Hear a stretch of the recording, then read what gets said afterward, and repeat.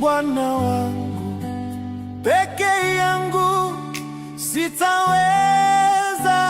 Uwepo wako Bwana uwe nami. Ukai sehemu moja una nini maji ili watu wafanye nini wayapate. Haleluya. Kwa vitu na Mungu anapovileta mkononi mwako, wewe ni mfano wa mfereji. Mungu anapitisha ili viwafikie wengine.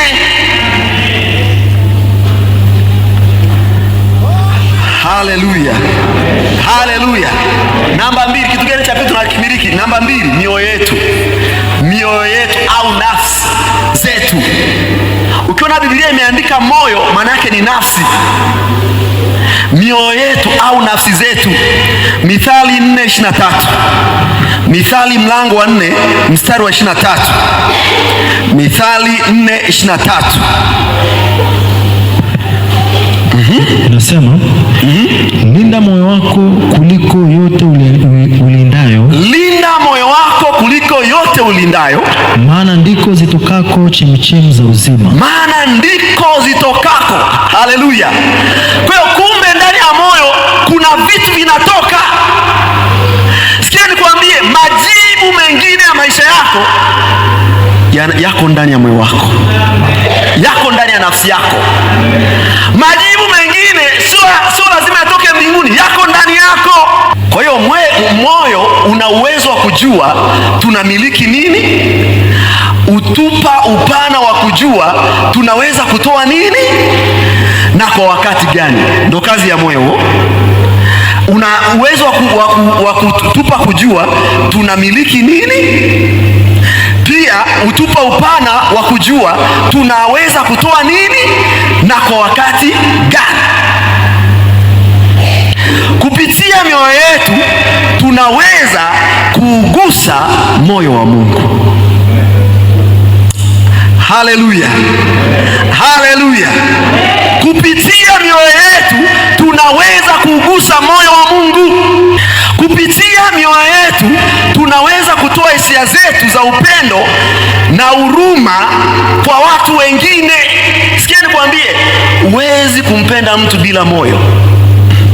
Huwezi kumhurumia mtu bila moyo. Sikia nikwambie, kama moyo wa mtu umevurugika, na upendo wake nao unavurugika.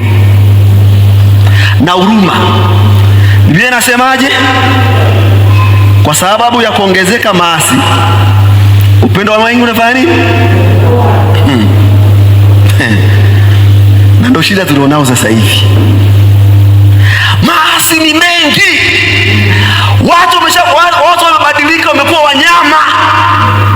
Kwa sababu ukifungua redio hivi usikii taarifa nzuri, ni habari mbaya. Ukifungua TV ni habari mbaya. Ukienda barabarani mambo ni mabaya, kila mahali matukio mabaya. Zile hisia za huruma tena hazipo. Zile hisia za upendo tena hazipo.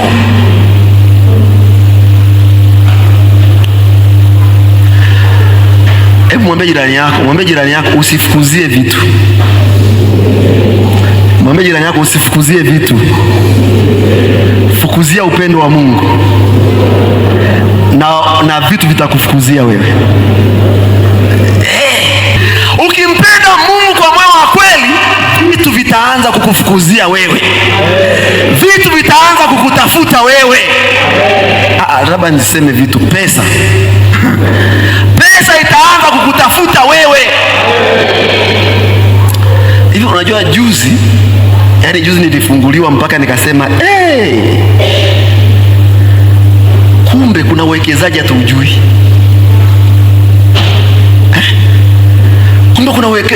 Kumbe pale CRDB unaweza kwenda pale ukanunua hisa. Na uwe mmiliki wa CRDB. Na sio kwenda kununua hisa sio mpaka uwe na mamilioni. Yaani hata ukiwa na 10,000 unaenda kununua hisa zako pale. Unawekeza, na hisa ina tabia kuongezeka nini? Kila siku kuna soko la hisa, kila siku zinaongezeka bei. Bwana Yesu asifiwe. Huo ndo moyo. Mungu anasema ndiko zitokako chemchem za nini? Za za uzima. Mungu anakupa vitu vya kukutoa kwenye umaskini, vitu vya kukutoa kwenye umaskini. Bwana Yesu asifiwe. Tukaambiwa tena kuna vitu vinaitwa nini? Kuwekeza kwenye vitu vinaitwa hati fungani. Unaijua hati fungani? Kuna mfuko wa serikali unaitwa UTT, hati fungani. Unawekeza kule, baada ya muda fulani unachukua mamilioni. Bwana Yesu asifiwe.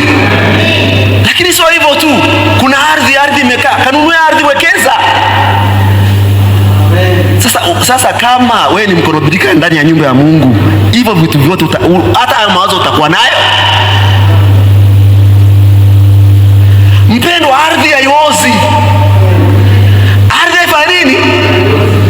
Nunua, weka, itapanda bei. Hata usipoje wewe unauza.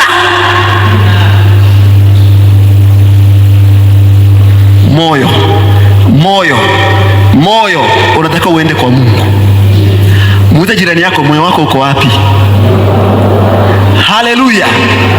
Bwana Yesu asifiwe. Kuna wengine wapo kanisani lakini mioyo yao imekamatwa na madhabahu zingine.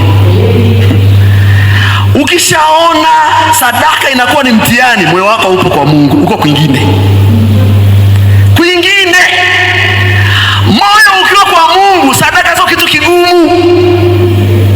Yaani sadaka utatoa kwa moyo wa furaha. Haleluya. Maana unajua ndo asili yangu hiyo. Unajua tulivyokuwa wadogo tulifundishwa kitu kibaya sana. Muda wa kanisani ndo muda wa kutafuta change. Yaani mama anakuuliza ile change ile rudi kwenye mkate. Yaani tukajua kanisani ni mahali pa kupeleka nini?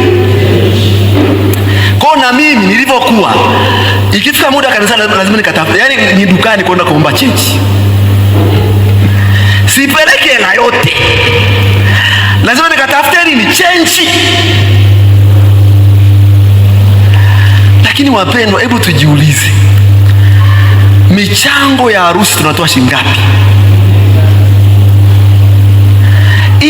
Ile kwa sababu ya kumheshimu mtu. Unaona, nikitoa hiyo, nikuulize, mtu unayemheshimu, mtu unayempenda, utamtolea, yaani amekualika kwenye mchango wa harusi, utasema anatoa shilingi 20,000. Sasa wewe unajisikia nini? Watu watawasemi, wewe mwenyewe unajisikia nini? Utajikakamua, utasema laki. Lakini nikuulize, kanisani hiyo laki unaileta? Tumeimba hapa Mungu ni mfalme. Tumeimba hapa Mungu ni mfalme wa wafalme, tumeabudu hapa. Huyo mfalme wa wafalme unamtoleaje? Kama vile kwenye kamati pale za huko unaona aibu, nikisema 20,000 nitaonekanaje? Kwa huyu mfalme wa wafalme unaonekanaje? Hebu tujiulize. Wapendwa, mioyo yetu inabidi irudi kwa Mungu. Bwana Yesu asifiwe. Sikia nikwambie, chochote ulicho nacho kisikamate moyo wako. Chochote ulicho nacho kisili. Ndio maana Mungu alishaona Isaka anataka kuumiliki moyo wa Ibrahimu. Mungu akamwambia kamtoe. Mungu hataki vitu alivyotupa vimiliki mioyo yetu. Anataka yeye ndo awe mmiliki wa mioyo yetu. Bwana Yesu asifiwe. Tuone jambo la tatu.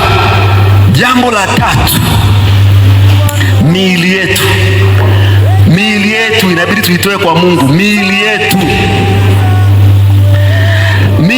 maana yake nguvu zetu. Ndio kwenye leo Kumbukumbu la Torati ambayo tumesoma, anasema mpende Bwana Mungu wako kwa roho yako yote, kwa moyo wako wote, na kwa nguvu zako zote.